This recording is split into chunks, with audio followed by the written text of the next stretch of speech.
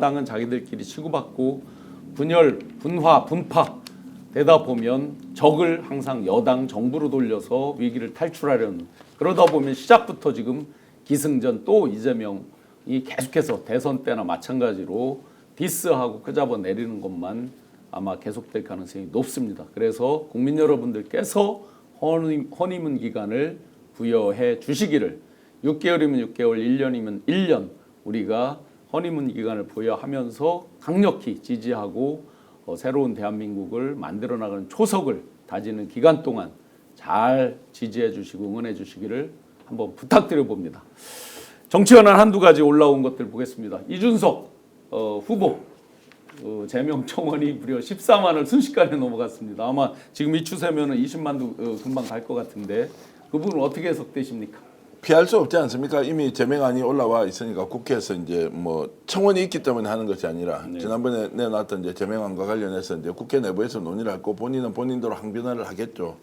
국회에서 이제 이런 문제를 우선순위를 놓고 다룰 수 있느냐는 것은 제가 잘 모르겠습니다. 지금 이미 패배를 했고, 그리고 본인이 이제 제안하는 법적 책임도 어느 정도 이렇게 지금 아마 가시권으로 들어오는 것 같은데, 그런 걸 보면은 이제 제명 청원이라는 것이 주요 화두가 되어서 국회를 뭔가 이렇게 흔드는 중요한 이슈가 되겠느냐라는 생각의 면에서는 이제 제명 이슈가 대선 이전까지는 어느 정도 소리가 있었지만 이제 대선이 끝난 뒤에는 이게 얼마나 이제 좀 이어질지는 제가 좀 잘 모르겠습니다.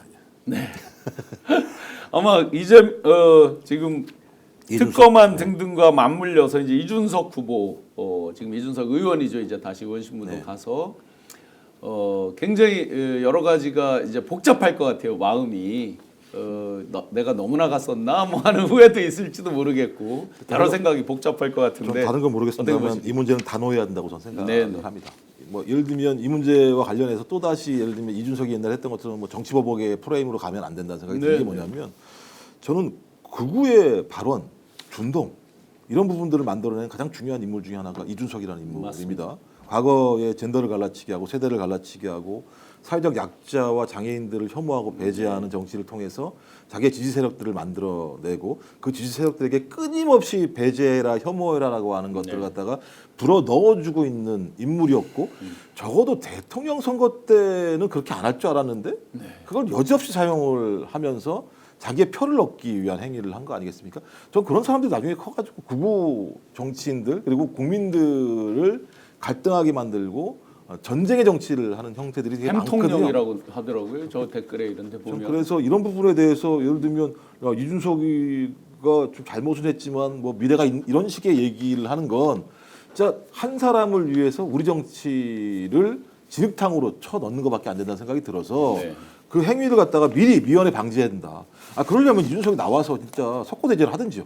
자기 잘못 없다고 계속 얘기하는 거 아니에요, 지금도? 잘못 없다고 하는 정도가 아니라 YS 노무현 대통령에게 그렇게 이제 비유를 하면서 본인이 마치 뭐 대단한 영웅인 것처럼 얘기했죠. 그러니까 기성의 정당들은 저런 정치인들이 이 기성 정당 안에서 뿌리를 내린 것을 막아야 됩니다. 게이트키퍼를 해줘야 돼요. 안 그렇게 되면 이렇게 누가 등장했느냐? 히틀러가 이렇게 등장했습니다. 근데 그 이준석이라는 사람이 어떻게 될지 앞으로 어떻게 알겠습니까? 그리고 만약에 윤석열처럼 어느 날 갑자기 그냥 툭 튀어나와가지고 대통령이 된다라고 뭐 되지 말라면 어디 있습니까? 전 그런 것들을 미연에 방지하는 것이 정당 민주주의다. 이미 권영국 후보께서 개념 규정을 했죠. 40대 윤석열이라고.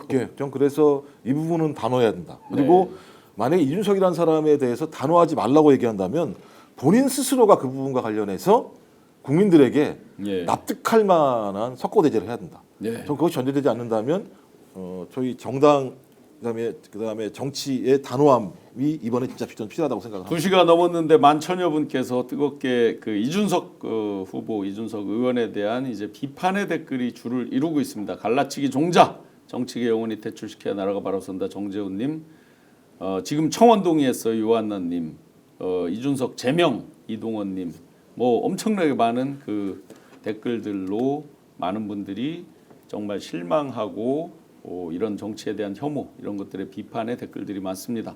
그런 가운데에서 다시 어떤 일을 준비하는지 턱걸이와 훌라후프로 관악산에서 전기를 다지고 있는 분이 있습니다. 아직까지 당 대표 출마할 여지는 있는데 뭐 분위기가 당 대표 출마한다고 할 염치는 안 생기는 것 같고요. 김문수 후보 지금 어떻게 움직일지 41% 얻은 것 때문에 이제 다음 지방선거 때까지 확고부동한 영향력을 행사할 수 있다. 그러면 이제 당은 비대위 체제로 가느냐, 아니면 조기 전당대회를 하느냐, 아니면 뭐 누군가 털고 나가서 신당을 차리느냐, 뭐 이런 세 가지 시나리오가 있는데요. 네. 일단 김문수 후보는 여전히 건재하다.